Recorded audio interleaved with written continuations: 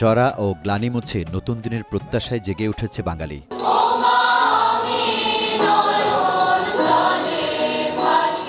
রমনার বটমূলে ছায়ানটের শিল্পীদের সুরের মূর্ছনায় শুরু হলো বঙ্গাব্দ 1433-এর আনুষ্ঠানিক পথচলা।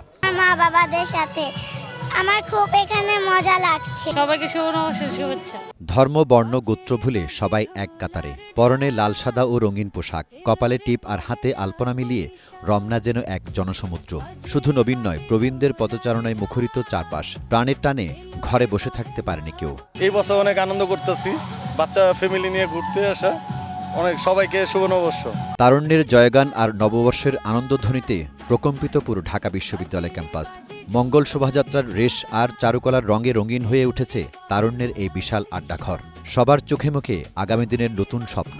আমাদের নতুন সরকারের প্রথম বৈশাখ, তো খুব সুন্দর শান্তিপূর্ণভাবে সরকারি উদ্যোগে বৈশাখী যে শোভাযাত্রা আমি অংশগ্রহণ করেছিলাম, খুব ভালো ছিল। ওভারঅল মিলিয়ে সব খুব ভালো ছিল।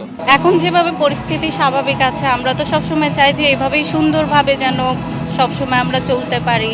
উৎসব ঘিরে আইনশৃঙ্খলা রক্ষাকারী বাহিনীর তৎপরতা ছিল চোখে পড়ার মতো। পুলিশ, র্যাব, বিজিবি, সোয়াত টিম সহ বহু স্তরের নিরাপত্তার চাদরে ঢেকে দেওয়া হয় অনুষ্ঠান স্থল ও এর আশপাশের এলাকা।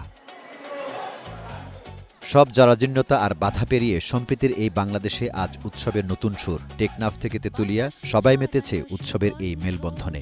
ধর্ম, বর্ণ নির্বিশেষে সবাই এভাবেই বৈশাখের আনন্দ উপভোগ করছে। সম্প্রীতির এই মেলবন্ধন যেন শান্তির বার্তা হয়ে বিশ্বব্যাপী ছড়িয়ে পড়ে, এমনটাই আশা করছেন দর্শনার্থীরা। S M Zia, Green News, Dhaka.